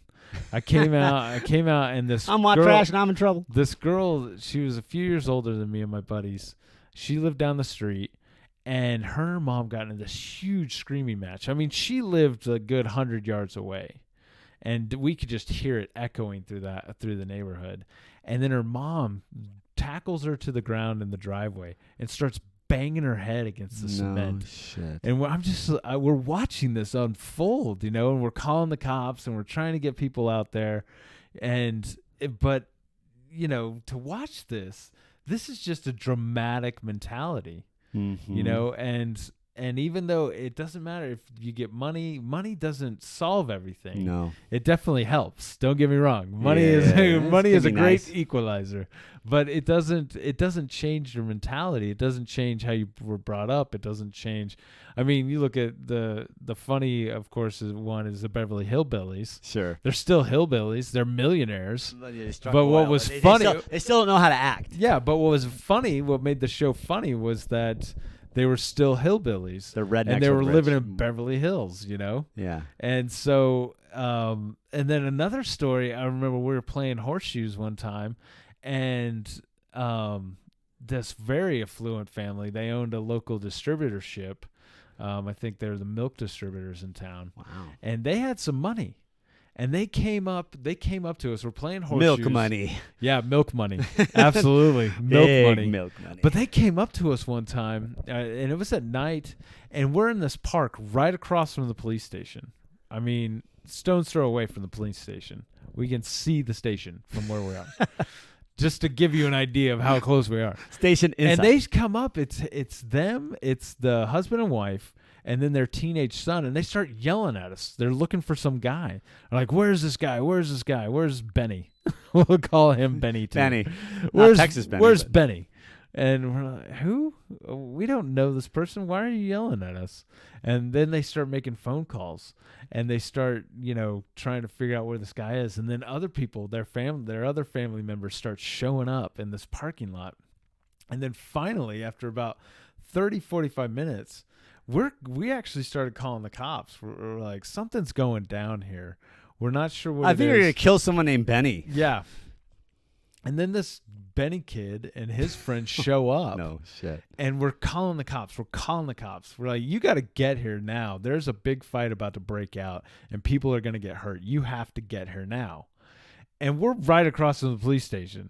You'd think they'd have. A Look cop, out your door. Look out your door. You think they'd have a cop in reserve or something at the police Come out station. the front door and down the steps. Just wake up whoever's in the bunk beds. Yeah. And get them down here. Look out your window. If you have and a police, see a mob. if you have a police pole or zip line, use it. An angry mob is accumulating on your doorstep. And then we're watching this. They were coaxing their teenage son into fighting this guy. No shit. And they end up having a. This is Elko? Yeah. And there's this big ring of people, They about ring up. 20 people. Like the schoolyard, Yep. right? And then this kid and this Benny kid, he's a couple of years older than this other They one. duke up, huh? They duke up. Benny beats the crap out of this kid and starts banging his head against the The against Elko asphalt. headbang. It's Yeah, a motif. it's apparently a motif. it's a move. You know, it's like the boxer's jab or the people's elbow. If we people's elbow, can you smell what the Elko resident is cooking? And then finally, it's the Elko headbang. Finally, one cop shows up, and this Benny kid, who's in pretty good shape, just takes off through the park. You know, he just sprints through the park. He's gone like that. He's gone like a shot in the dark. He's gone. And then this cop who's Bilbo Baggins, he cinches up his utility belt and he gets sighs. He takes this big sigh and then he starts running after it, and it was like watching Bilbo Baggins try to run up the mountain of Moldor. Yeah, Moldor. It was more Mordor. obligatory. Mordor. Like, oh my god. It was pathetic to watch this cop, and I was just like, you're not gonna catch this kid. One, he's got a head start on you. Two, he probably runs twice as fast as you. Oh my and god. It was just ridiculous. But then Oh my they God. ended up taking our statements and all this other stuff. But of course, the more affluent people didn't get into trouble. And it was that Benny kid, they charged him with assault or whatever. Privilege. But again, these people have money. They have, they have connections in the community. They're respected in the community because of their money. Yeah. Because of who they are, and they're still basically white trash. It's so interesting. What I mean, the other day, again, things happen around here as normal as you please. It's normal as pie. That, look, my hand never shakes. I'm pretty steady. I'm not easily flappable. No, you're not easy- flappable. Not easily phased. Unfazable, ill-flappable, unflappable. I'm over at the homies. Steady as a rock. I'm with the homies, talking around their cars, shooting the shit, and there's this little girl. And she's talking to me. And she's cute as a button. And I look up, and I do a double take. It actually caused me to do a double take. Walking towards us, is this big Polynesian dude, big, built like Lenny from Of Mice and Men, and kind of acting like that. This guy's got to be between 250, 300 pounds. And his pants are down. His pants are down around his ankles. He has underwear. And he has shoes. But he's moving like his ankles are shackled, like manacles of a prisoner. Because his pants are around his ankles. And I do this double take. My eyes widen. And he's sort of mumbling to himself, if anyone. And he's holding a box of some sort of electronic device, looked like a modem or something. And he's mumbling, you guys know how this works? You guys know I can do this? And he has this weird sweat/residue all over the skin of his face. And he's just walking up to us as if he's fully clothed, or at least fully panted. Seemingly clueless, like as if in a fog, having no idea his pants aren't even up around his waist and secured. I instantly look back at this little girl, this 3-4-year-old girl, and just kind of draw her focus, keep making her talk to me. I'm kind of looking at the corner of my eye like, what the hell? I look at the homies sort of like, is this normal?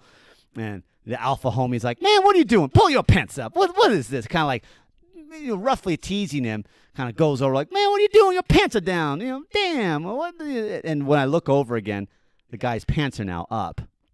But I'm kind of keep looking at him, sideways glances at him like, who is this guy? what's going on, what bizarre behavior. And he's just all out of it. And it's, someone comes down and is like, hey, get out of here. We told you not to come around here anymore. And he's like, I'm sorry. He's like mumbling, like, get out of here. Go on. And they're like, yo, man, don't listen to her. You're cool. And he kind of ends up wandering off. And I say, yo, what's that guy's story? Like, oh, man, he does smack. He's on dope. So, okay, he's on heroin. That'll explain the out of it. And doesn't know whether his pants are down or up. And they're like, yeah, man, he's all fucked up. He's got mental issues. And he points to his head. So he's not all there upstairs. He's got mental issues. And I'm just looking at this guy sort of tottering down this alley, walking away from us. And it's a tragedy. You look at that, like it's a tragedy. But he walks up to us like it was nothing. That's probably actually one of the most shocking moments to me is like, no pants? What the fuck? Well, I mean, it's just like, the breadth of my experiences with homeless people or drug, serious drug users comes from my time in New York. Mm-hmm. And, a lot of people, like homeless people, they really do their mental illness is a huge thing amongst the homeless population. But getting those medications mm-hmm. and staying on those medications is tough, and they're expensive. And even if it's like, even if you get a decent job, it can take, a huge chunk of your paycheck out every month. It becomes part of your monthly budget to get these medications and, to maintain that too. And then if, drugs are involved, and again, you could say, poor life choices mm-hmm. or whatever you want, but it compounds, the situation. It's a domino effect. One domino tips another. Yeah. Yeah. And what's interesting is it's always a continuum of events. With a squalid lifestyle, one thing can have a catastrophic ripple effect. For example, okay, here's another story. The homies got their car stolen. This is a crazy story. On one of these days where we're all just kind of hanging out around the car, I'm shooting the shit. And again, remember, immunity is safety. I do. Okay, just a quick question. You call them the homies. What do you think they call you? Straight edge? What do they call me? I don't know. I'm wondering. What do they call the undercover cop? I don't know. What do they call me? White bread? Yeah, white bread. Yo, white bread. I don't know. I'm wondering. I'd wonder if they were doing a podcast. What are they saying about me? Yeah, exactly. Yeah, that'd be funny. But we're all hanging out around their car and just shooting the shit. The alpha's hanging out in the driver's seat, rolling a cigarette. His lieutenant, his second, is hanging out in the passenger seat. And there's this quiet Mexican guy in the back. He's not saying much. Later that night, they're all hanging out on, just on the street, and they're like, God damn it, our car got stolen. I say, what? Like, our car got stolen. I'm like, what? Who? I just saw it a few hours ago. Who stole your car? See, it's always something. And they're like, remember that Mexican guy that was hanging on the back? I'm like, yeah. He stole our car. So you know him. They knew him. And for like 10 days, the car was missing. They did a police report. Police don't take anything seriously around here. They're like, well, it's got to be missing for a lot longer than that before we report it missing. And you say, the guy. Don't waste our time. They didn't do shit. They're like, oh, man. And so they're prowling the neighborhood for this guy. They got an axe to grind for this guy. They can't find me. They know where he lives. They walk over to where he lives. Know him, no car. This goes on for like 10 days. And it's a ripple effect. Well, because I didn't have a car, and they try to get me in on it. I'm doing online school right now. They're like, can you take us to a tire place? Can you do this? Can you do that? And I was like, oh, man, like you don't want to get this involved, right? And before you know it, their life is even more squalid. The woman's like, oh, man, because he stole our car, I couldn't get to work, so I got at the gas station, so I done got fired. And because I got fired, now I've broken parole. And because I've broken parole, now I have a hearing, and I can't get to the hearing because I don't have a car. And now there's a warrant for my arrest. Like this domino effect that your jaw's on the ground as you're listening.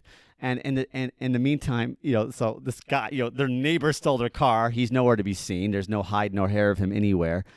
In the meantime, they need people with resources. So who are we? We're the people with their shit together with cars. So 2 weekends ago, I'm going ice climbing. I get up crack of dawn. I'm all excited. I'm going to get out of the hood. I'm going to get out into the mountains in nature. I'm going to go ice climbing.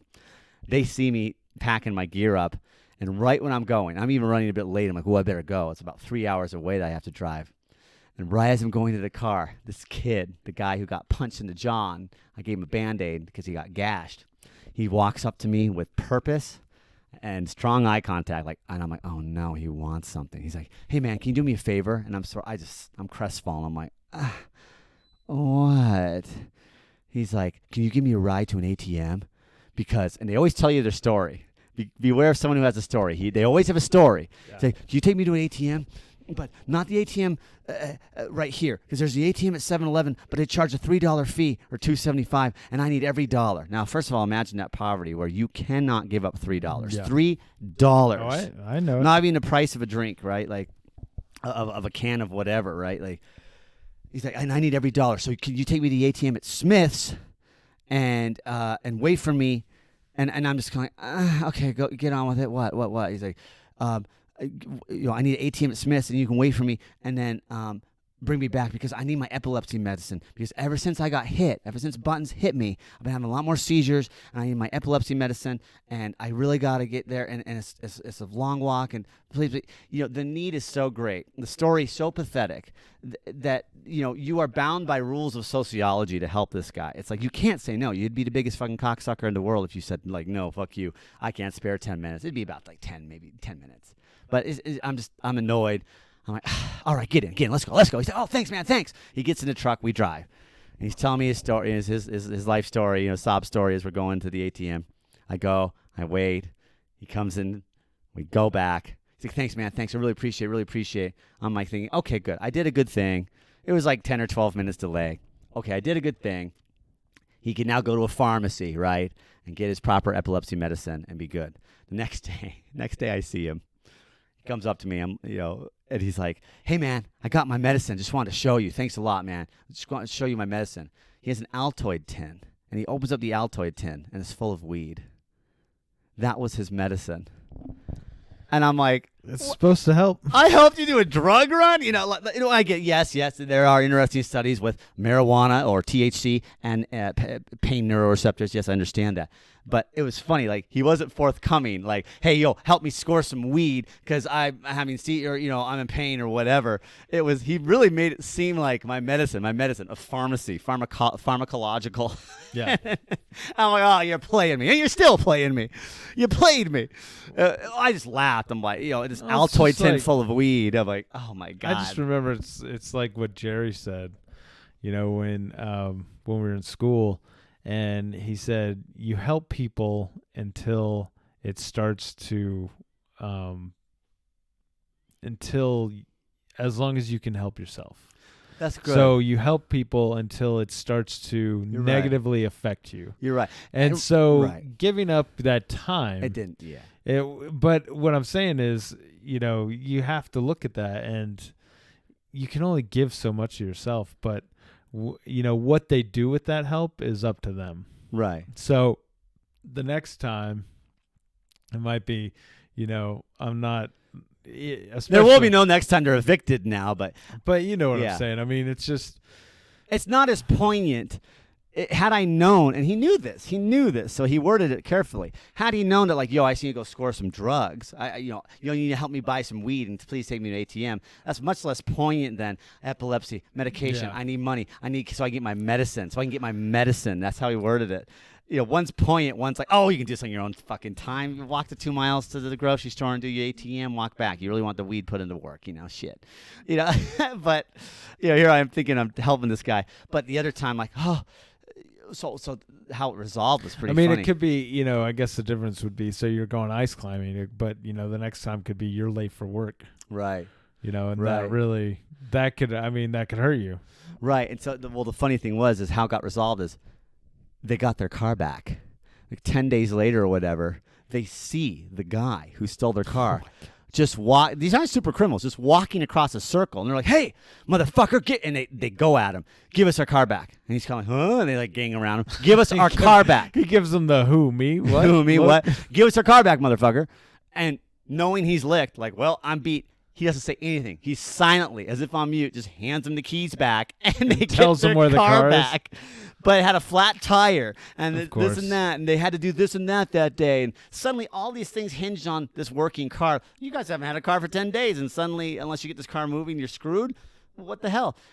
They had a flat tire, and they're like, "Can you take us to a tire place?" And And I'm doing school. There's tests that day. I'm like, "I'm sorry, I can't." Like, again, I can't get involved in all the minutia of your life. Yeah. Because the need is endless. It's a bottomless well. It's a pit of need. The need never ends, and you'll exhaust yourself.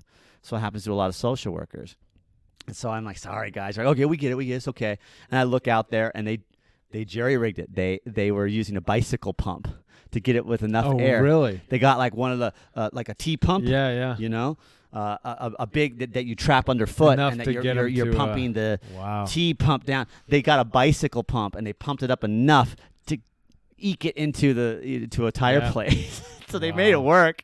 But it's like that's their lot in life, is making it work. They're not flourishing, they're surviving, they're making it work. Yeah. And it's funny, you know, we there's these things called food deserts. Now there's this thing in nutrition. Food deserts it's in impoverished neighborhoods, slum, ghetto, hood, whatever term you want, where access to proper nutrition, access to good food is minimal. All you have is bodegas or the 7-Eleven on the corner. It's too far to get to a quality grocery store. You don't have a car. You don't have wheels. The bus is too far. So they fall into a food desert, a food trap. They eat like shit. They're just drinking liters of Diet Coke and deep fried taquitos from 7-Eleven. They eat like shit. Their diet's terrible. Now we eat pretty healthy around here.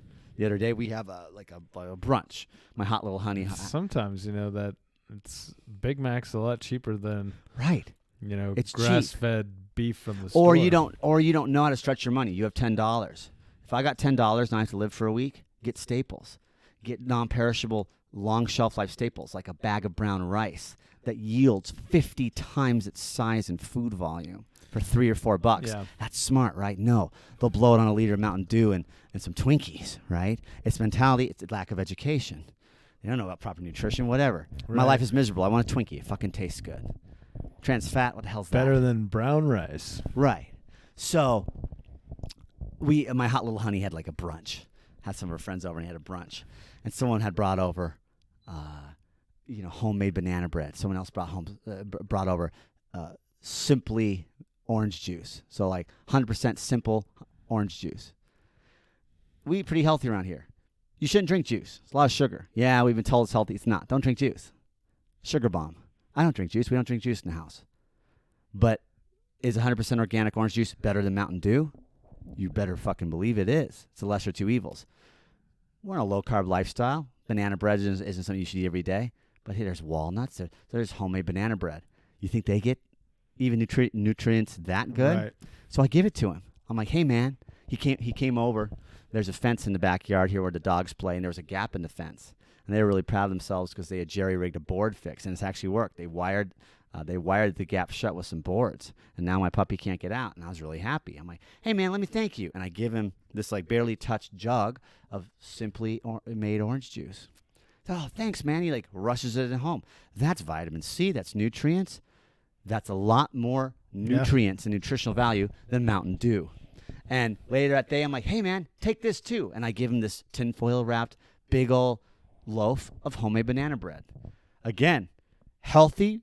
No, not healthy by maybe universal educated standards, but healthy for them, healthier. Healthier than a Twinkie. Yes. So like helping in those little ways, have this, have that, give you a lift here, give you a lift there. It's just so funny, you know, the motley crew that comes in and out of the circle, you know, to score through them. I mean, the other day, I'm out. We'll wrap up soon because I could go on Tales from the Hood forever. But I go out to the truck. I got Perth, my little puppy, with me. I'm loading stuff up. I'm getting ready to go out for the day. It's early. It's like 7:30 in the morning, and there's this young couple that's just sitting on the stoop, sitting on the steps of the drug dealer's house, waiting to score, and they're smoking. And everywhere I go, people coo, squeal, and scream over my puppy. He's adorable. So this girl's like, "Oh my God, what a cute puppy! Can I meet?" You know, she holds out her hands. Puppy goes, runs, and they're seeing her. I'm like, yeah, isn't he cute? And I'm just going in and out of my house while they're hanging out with this puppy. You know, I know he's good, and just getting stuff done. And then I call him in, and I'm cooking my breakfast. And it's early. It's like 7:30 in the morning. And suddenly, My hot little honey. Jordan's like, why does he smell like cigarettes and perfume? He smells like smoke and perfume. She's looking at me sort of accusatorially, like, whoa. Smells like a brothel. Yeah. And all of a sudden there's a knock on the door, like on cue. I'm like, huh? We look at the door. She looks at me like, what the fuck? Who? It's early, man. It's early. Like, again, who does this? And it's that girl, the owner of the perfume and cigarette smoke, who's like, hey, can you bring your puppy out again? Like, she's a full-grown woman asking me like a kid. She doesn't know me, right? It's early in the morning. You go knocking on someone's house at the crack of dawn. You know, people are working, making breakfast, trying to get out the door, maybe asleep still. She knocks on the door. Like, hey, there's this dog out here who really needs him to play with, and can they play and this and that? And like, I'm about to leave. I'm leaving in like 2 minutes, and I'm sort of like, hey, sorry, no. Like, adults are working. Leave and yeah. You know, but it was so funny. There's an absurdist quality to living here. Every day there's a story. You know, it's something. You know, that's funny. And you know, under normal circumstances, sure, yeah, play with my puppy. In fact, I let him run amok. They watch him. I'll be doing online school, and I'll get a knock on the door. Hey, is Perth in there with you? Oh, I thought he was out here. Oh, okay. You know, or we're watching him. You know, they got my back. They watched my puppy. I let him run amok and play with the other dogs, and I do it all the time. But it was sort of just one of those funny moments of sort of like a lapse in judgment. I feel that it just wasn't there in that moment. You know. But anyway. It's an experience. It's an experience living here, and I think we've covered some interesting points of poverty is often mentality. It's not money. You can have money and still live in poverty, I think, is one of the points we made. You know what I'm saying? Because it's a state of mind. Whereas, yeah, I live in a rough neighborhood, but I got a great place here, right? We've decored it nicely. We come in here, it's like our haven. We walk outside, and there's the gunshots and the garbage and the drug deals and you know, the rough stuff. But again, I mean, I think it goes to, you know, there's a mentality, but there's also means. Mm-hmm. You know, right. Some people just don't have the means. They don't have the support that right. you and I are fortunate enough to have. It's about recognizing your privilege and what makes you. And so, I mean, some people just don't have that. Right. And you're not going to, you know, what is it? That saying, you're not going to get out of it. You're not going to make ends meet working at fucking Burger King. No. So. No. You know, I think the point of today's episode is to recognize your privilege, recognize where you're lucky, recognize where you can help people and where you need to protect yourself. Yeah. Also. And, you know, the world is teeming with life and teeming with stories, and everyone's story matters. These guys' story on the homies here in the circle, their story matters. Absolutely. I've been getting more of their story. Life is dear to all. Life is precious to everyone. Well, we learn from everybody. And we learn from each other. I've learned a lot. I've learned a lot living here. I've learned a lot from him. And, you know, it's what is that? What is there's a word, and it's on the tip of my brain, but it's the notion that everybody's lives, even strangers, are living as an enriched and vibrant and meaningful life as you, even though you don't know them, you'll never know them. It's called like somber. What's that word? You look that up. It's on the tip of my brain. It's a unique word. But my point is, my life is no more valuable than their life just because they're sort of in a different place, or to make their money by dealing drugs, or live in a dirty, dilapidated manner and have a different mentality. Their lives are just as meaningful to them as my life is to myself. You know, and the world is teeming with stories and teeming with life, and I love going out and grabbing them, you know, and learning more stories. And I guess the point is, I don't go over to those guys and be cool with them to just have immunity, just to make sure my stuff doesn't get robbed. It's because I'm curious and I like to engage with people and their stories. And you're not as scary as they look. Just talk to them.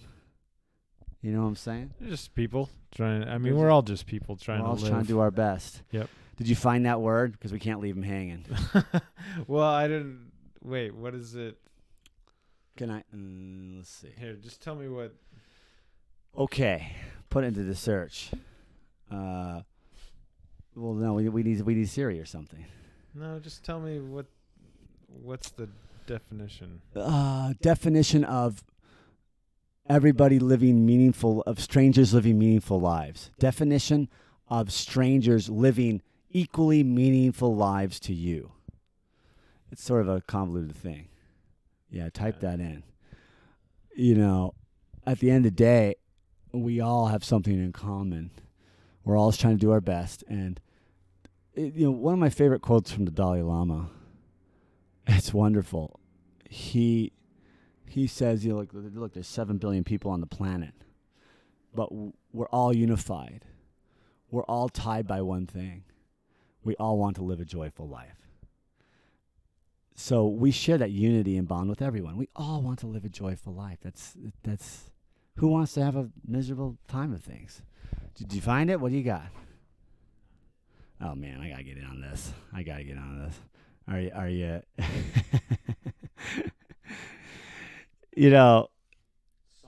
Sonder. Thank you. I said somber. Sonder. Thank you. Thank God. Spell it. Is it Sonder? Yes, it is. Sonder. The realization that each random passerby is living a life as vivid as you are, I guess. No, read the whole definition. Read it right. Well, I know. It broke off. Just Sonder. Thank God. It would have plagued me and our listeners. The realization that each random passerby is living as vivid and complex as your own. A life as vivid and complex as your own. There it is, guys. So what do you live in the hood? So if you listened for the full hour and a half, you at least got the definition of Sonder. You did, if nothing else. So there it is, guys. Whether you live in the Manhattan penthouse or in Western Rose Park, an old brick quadplex, everybody's stories matter.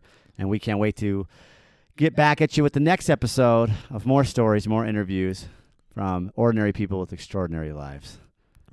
Bam. Thanks for listening. Catch you later. And I'm going to keep my head down, try to avoid